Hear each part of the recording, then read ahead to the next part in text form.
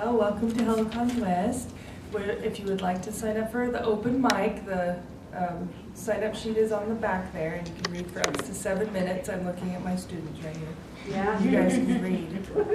I would even give you extra credit. Ooh. Oh, Right. lucky. Pull it up on your phone. Now you can Retroactive. Well, we're so glad that you guys could come out tonight to celebrate Tony Roegiers, who is one of our lecturers in the English department. And we want to thank Joseph Anderson of the Logan Library, the USU Writing Center, Star Colebrook, who is our Logan City Poet Laureate, and all of our Helicon West helpers who make everything happen. And Amias is here to video. If you are reading in the open mic and do not want to have your reading recorded, just let Amias know and he will turn it off. There's also free coffee in the back from Cafe Ibis, another sponsor.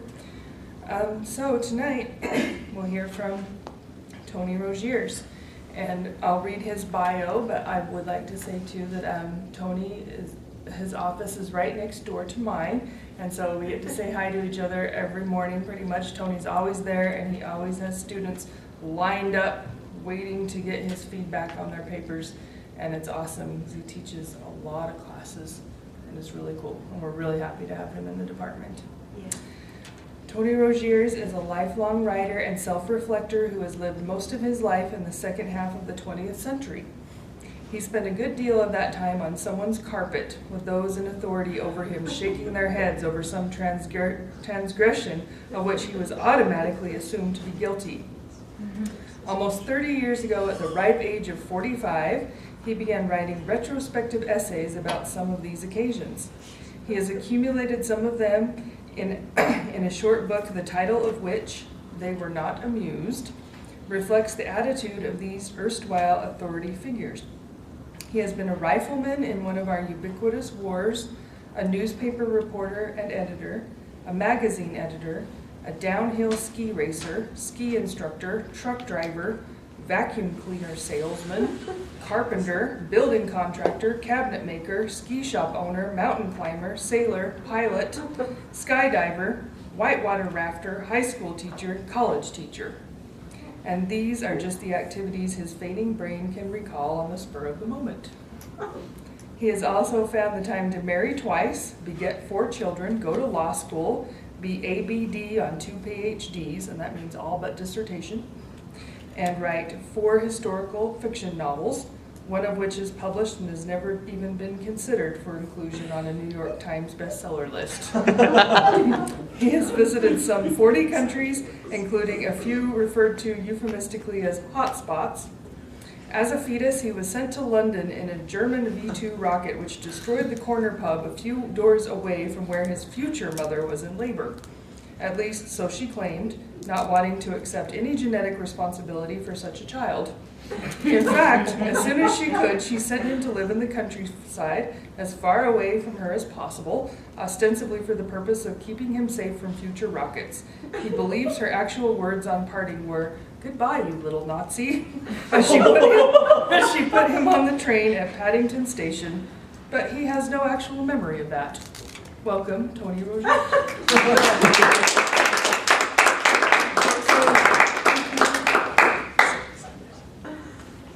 Thank you, Shannon. Thank you, Star.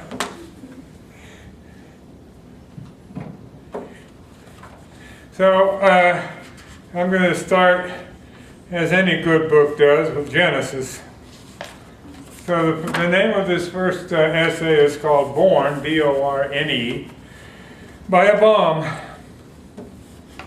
My life began in London in 1944 with a Nazi rocket that, according to my mother, pulverized the corner pub, thereby inducing me to pop out. She always claimed that I was such a little Nazi that I must have been carried over from Germany by the bomb rather than the more common domestic stork. This moment, however, is not my earliest memory. That is reserved for a backyard filled with microscopic bits of metal and the mellifluous smell of melted lead.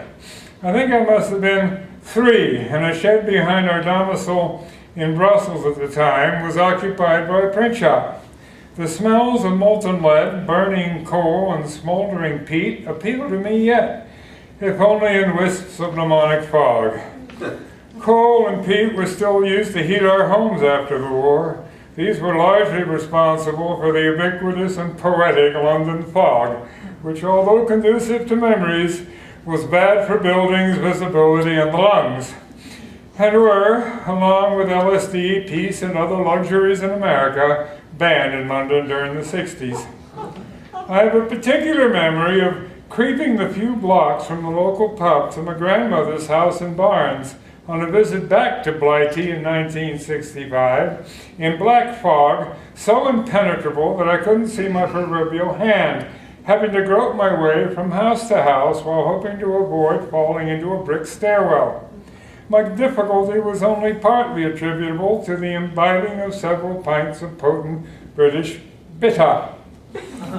Alcohol, in one form or another, has played a significant and peripheral role in my life, starting with my mother's use of Haig and Haig to shut me up when I was teething.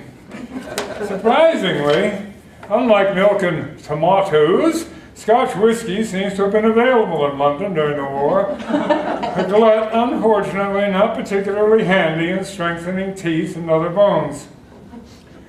20 or so years later, a Boeing 707 was airborne over the Pacific, and I reached into my travel bag and pulled out plastic cups, warm Kahlua, and even warmer vodka. Like a child at Christmas in Wales, in went my hand into that wool white, and out came my newly acquired friend Dave and the Black Russians we shared on our way to Vietnam. This plane did not come equipped with stewardesses, so we could not ask for ice. The booze was a parting present from my mother, who believed that alcohol was a panacea for all of life's vicissitudes, not just the noise engendered by emerging teeth.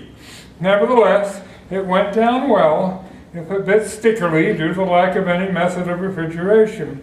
Dave appreciated it at any rate. The uniforms we wore were, I think, called suntans, a sort of semi-dress, short-sleeve get-up, upon which was worn one single adornment, a red and yellow bit of cloth, called the National Defense Service ribbon. The hats were oddly named after a bit of female anatomy, the connection with which, try as I might, I could never quite visualize. I had worn a similar hat as a Boy Scout, but had been blissfully unaware of its name. Had I known it, I was sure to have been even more confused than I already was at that age. Dave and I were 23 at the time, old men compared to the rest of the mostly boisterous, enthusiastic denizens of the plain. While they frolicked in their insouciance, we slaked our unease with vodka. While we faced the imminent possibility of death or dismemberment, they headed off to the glorious prospect of a Boy Scout jamboree. No wonder the Army liked 18-year-olds.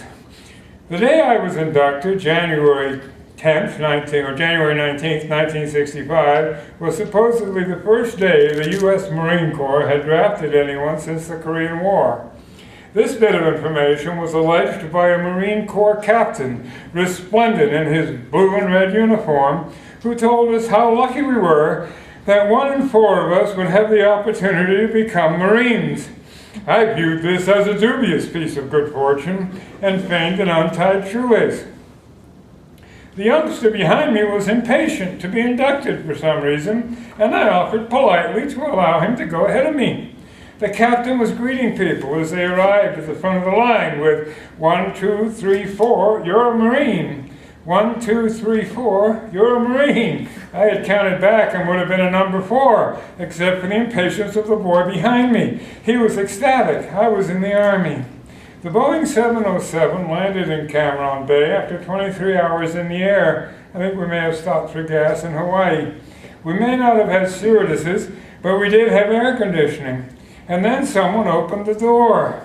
A blast of superheated air drove through the cabin, similar to what, as an 8-year-old, I had imagined from the nun's description the fires of hell must have been like. Catholic school was a unique experience. My oldest sister and I were sent there, apparently at some expense, as I was constantly reminded, because the education in private schools was presumed to have been better than in public institutions. My stepfather had been sent away as a child to a Roman Catholic boarding school run by Jesuit brothers in Sardinia. I suspected that this was where he had learned his child-rearing techniques.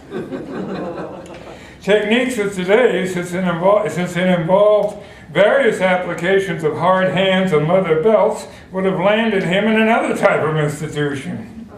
I think this was my first taste of post-traumatic stress disorder. An ailment Vietnam, try as it might, was unable to improve upon.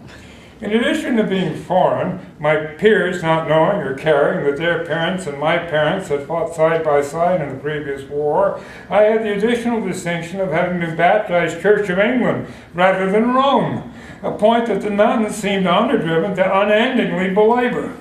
They also had an unfortunate predilection to smack non-Catholics on the back of the hand with a 12-inch ruler. You wouldn't think they could get much momentum with only a 12-inch ruler, yet they must have been trained to do so in the nunnery. Perhaps they engaged in self-flagellation, which I suspected would have required a similar skill.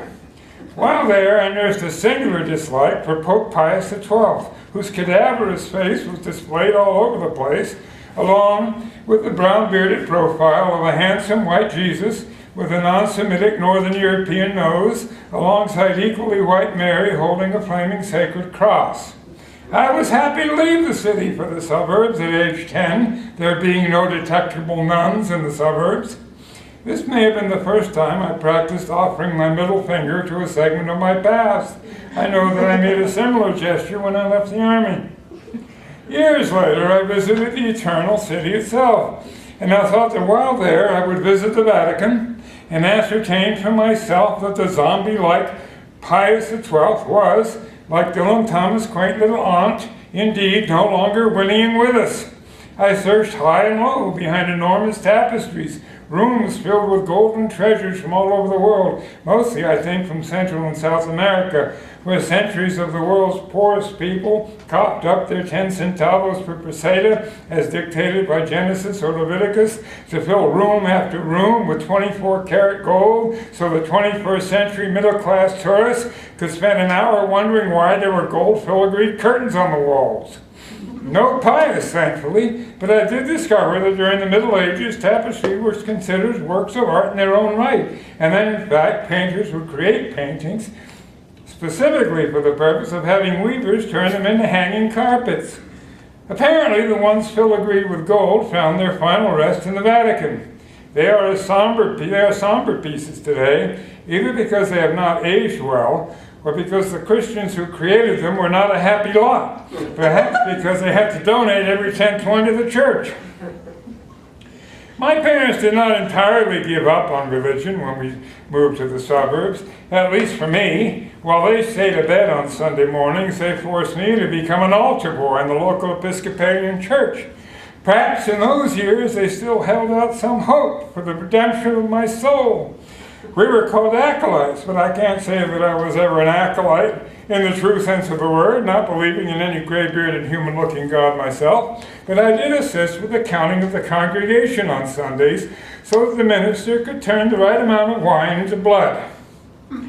In fact, the ushers would count the crowd and I would pass this datum on to the reverend. I soon discovered that Episcopalians, as opposed to Catholics, could not keep the consecrated wine from one service to the next, and the residue would have to be consumed by the minister and his acolytes. At 14, I developed quite a taste for sacramental wine, and would, though warned by my conscience not to, inflate the count of the congregation so that there would remain a fair quantity of transubstantiated blood to be polished out by the acolytes. I think the parents wondered why I was always so tired after church that I flopped on my bed as soon as I got home. I was, in fact, sleeping off a religious coma induced by overindulgence in the sacrament. You might say that I had achieved a certain level of mysticism through the salutary, admittedly ambivalently so, manifestation of the miracle of transubstantiation stemming from the consumption of a soupçon or several of sacramental wine. Inevitably, my deception was uncovered in all its sacrilegious glory, and I was lectured severely, divested of my white gown, and canned as both an acolyte and a member of the church. I was ecstatic, though I would miss the Sunday drinking sprees. Neither the minister nor my parents were amused.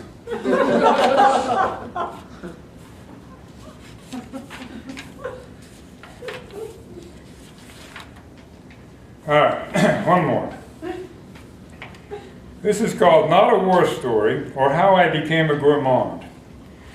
This is not a war story. For war stories of the first cat in Vietnam, read We Were Young and Soldiers.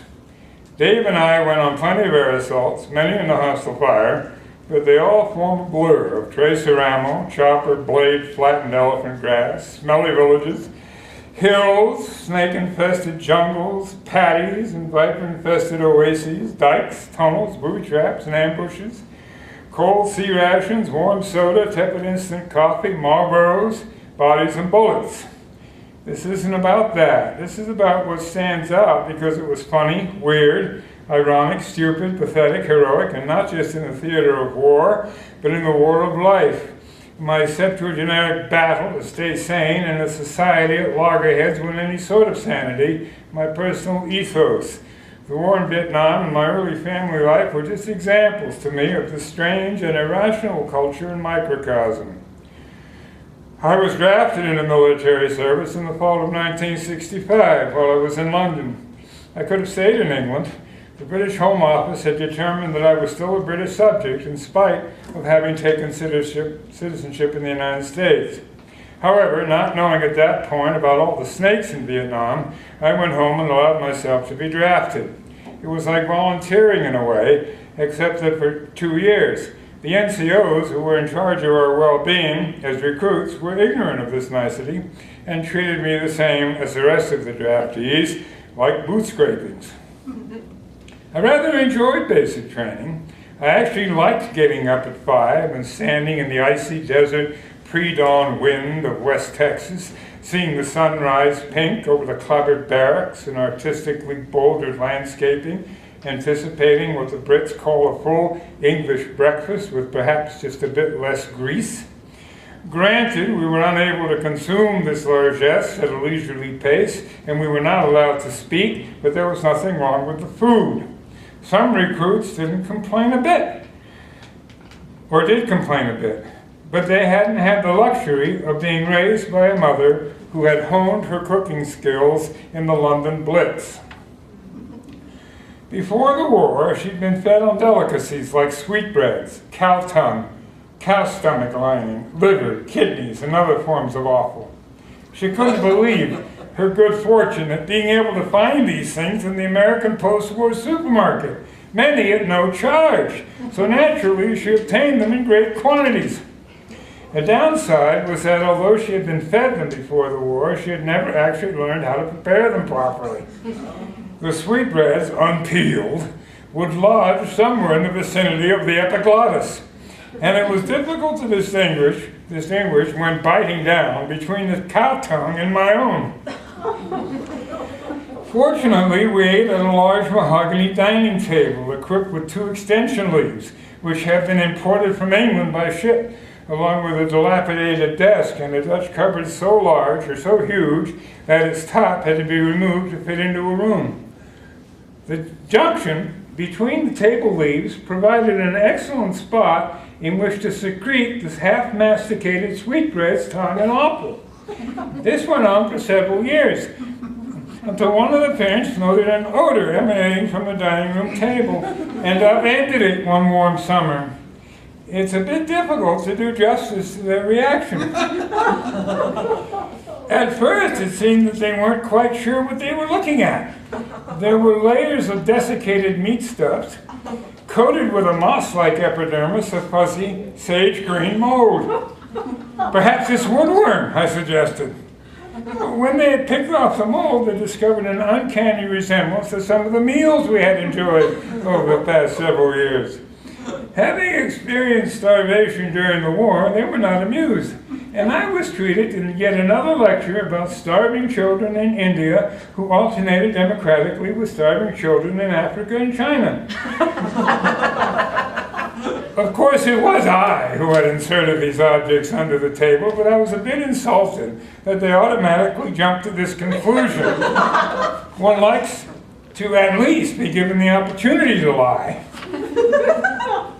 Send them the sweetbreads then, I suggested hopefully, meaning the Indian children, and received a serious beating for my erstwhile generosity. There was also the debacle of the pea soup. We would sometimes have a whole ham for dinner. This was okay. It's hard to hurt a smoked ham. It's what happened to the bone afterwards that caused the occasional conundrum. My mother would make a large vat of pea soup in a quantity sufficient to feed an army platoon. We, however, were not an army platoon, and while the soup was quite good the first day, and even edible the second, by the third day it had taken on a grayish tinge and a distinctly vinegary taste. By the fourth day it was decidedly rancid, but my mother continued to cheerfully serve it up. Now, apparently, the parents' taste buds had been completely destroyed during the war, but mine had not. Therefore, I lined my jeans pocket with a paper napkin. At 10, apparently, one assumes paper napkins to be moisture repellent. And while the parents were looking elsewhere, I would stuff the foul-tasting concoction, by then the thickness, texture, and taste of fetid cat food, spoonful by spoonful into my J.C. Penney's jeans pocket. Once back in my bedroom, I would stuff the pants under the bed. My mother wondered at one point where my jeans were getting to. I said I'd outgrown them. One fine day, the odor betrayed me yet again, and my mother looked under the bed. Not for the first or last time in my life, someone in authority over me was dumbfounded by what I had done. And I was offered another lecture about all the starving, as well as now unclothed, children in either India or Africa or China.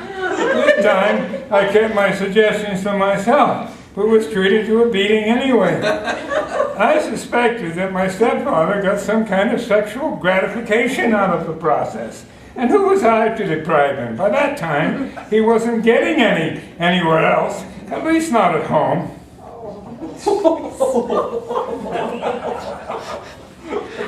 Thank you.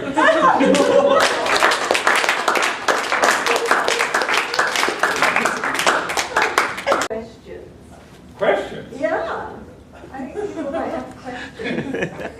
Sean, ask you something. Oh, man.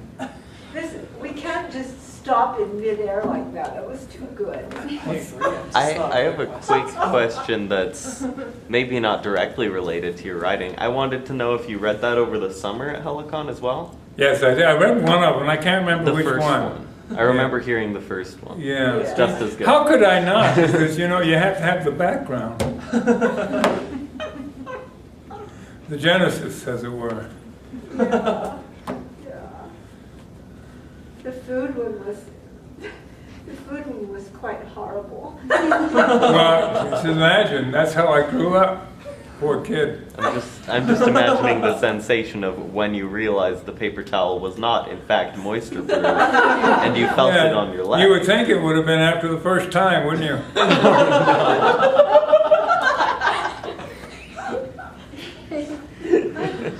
Wasn't a quick learner at 10.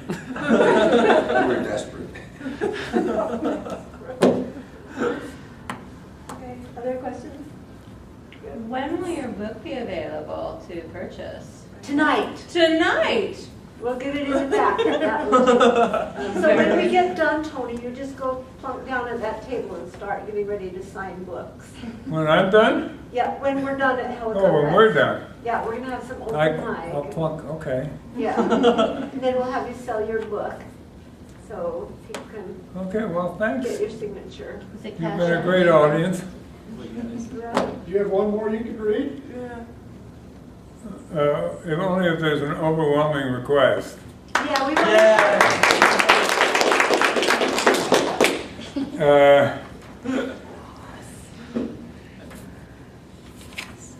Okay, I want to read you one called Officer Candidate School, or the Budding Essayist. When I was in basic training, someone suggested a ploy for avoiding Vietnam entirely. I wasn't sure I wanted to avoid service in Southeast Asia, but I've never been able to resist a good ploy. The scheme was this. Since the Army would not send you to Vietnam with less than a year left in the service, you had to figure out a way to stay in country for just over a year. The answer was to apply for Officer Candidate School and then resign when you had just under a year of enlistment left. So that's what I did. And that's how I found myself in the 65th OC Company in Fort Benning, Georgia, with tactical officers and senior candidates spewing spittle and bad breath into my face from day one. I discovered early on that not only were they not allowed to strike candidates, they couldn't even swear at us. All they could do was shout. Ha! I'd been shouted at by the best from when I was 3 years old, and he could hit me and did. They were screaming themselves purple and hoarse, and I was laughing inside. I did a lot of push-ups, though. They got so tired of assigning me the number of push-ups to do, or perhaps they reached the highest number they could think of, but at one point I was told to just do push-ups until they got tired of watching me do them. I also was made to run around the barracks on myriad occasions, but this was hardly punishment. I loved to run. OCS was blessed with a hymn that everyone took rather seriously. Everyone, that is, except for myself and a former Romanian opera star named Ciara. When it came time to sing this anthem, Ciara and I would belt it out in operatic voices. We might have gotten away with it, except that I was blessed with a tin ear and therefore sang off-key.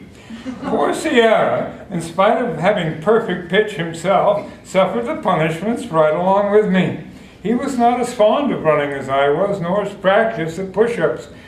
Which brings me to another time when my overenthusiasm got my squad mates into trouble. The squads were responsible for cleaning our tactical officer's office on a rotating basis. One evening, when it was our turn, Poniatowski, Pryor, Rawback, and myself were downstairs cleaning his office when in walked the tack. He had been on a footlocker raid and had confiscated, his word for stolen, a piece of pokey bait, a delicacy someone had received from home. It was an imported Scottish cranberry nut bread. Lieutenant McClough, our tack, placed it in the middle of his desk blotter and poked it with his finger. "I want that there when I get back in the morning," he said. Poniatowski, Pryor, and Rawback ignored this delicacy, but I, who was responsible for spit-shining the blotter, could not take my eyes off it. I had been to Scotland and thought they had the tastiest cakes. I knew that I faced an uphill battle in convincing my squad mates that we should eat the cake. I have to say at this point, not to brag, but to offer some explanation as to how I was able to convince them to do something as stupid as eat that cake, that I led our 200-man company in academic standing and was 5th in the PCPT, the Physical Training Proficiency Test. This gave me a certain street cred, as it were. I told my compatriots to remember specifically what Lieutenant McClough had said and done. He had pointedly touched the wrapper and said he wanted that there, still there in the morning. OCS was all about leadership and initiative. Our TAC was testing our initiative as well as our ability to follow orders to the letter. I argued that he meant for us to eat the cake and leave the wrapper. Had he not wanted to test our initiative, he would have taken the cake with him. I must have argued well, because all three agreed to eat the cake. Although I think I was the only one who thoroughly enjoyed the experience. I then finished spit-shining the blotter and arranged the wrapper in the center of it, judiciously sacrificing a few cake crumbs for artistic effect and to remind Lieutenant McClough what he had missed. We then went to bed. I slept in the top bunk. I awoke at 5 a.m. to find myself flying through the air. Then I was on the floor, surrounded by screaming senior candidates. They hustled me and the rest of the platoon into the hallway that separated our cubicles, where we stood at braced attention, spittle flicking all over our faces. This was another occasion of someone purple, apoplectic, and speechless at something I had done. And again, I was assumed to be the guilty party. Naturally, we were assigned the usual number of push-ups and laps around the building, but our TAC had an epiphany and also assigned us a 10,000-word military letter in which we were to explain our transgression. To their credit, my squad mates did not hold a grudge against me. In fact, I think they rather relished having done something so transgressive in OCS. They did, however, borrow typewriters and spend whole nights clattering, hammering, and banging away on the recalcitrant keys. The noise almost kept me awake. They finished the day before the letters were due, and I borrowed one of the machines and banged out the 5,000 words that had been bouncing around in my head. This was my initiation in writing what I considered at the time to be an incredibly droll and perhaps a mite sarcastic essay. I described the ingredients of the cake in minute detail. Mind you, I made it all up, having no clue what was in it besides cranberries and nuts, and presumably some eggs and a bit of flour. I did wax lyrical over the taste, hoping to rouse envy in my TAC over what he had missed. I was naive enough to think that he would actually read the letters. It was our turn to clean the office again the evening after we had submitted the letters. We found them in the trash, presumably unread. I suggested we throw them out so the new TAC would not know that we'd been in trouble. I saved mine. I have it to this day. The writing is terrible, the tone sophomoric, but I was pretty full of myself at the time, and still. As luck would have it, Lieutenant McClough was canned as our TAC the day we turned in the letters. He wanted to go to Vietnam as a platoon leader, but we heard he was sent to a desk job in Vermont instead.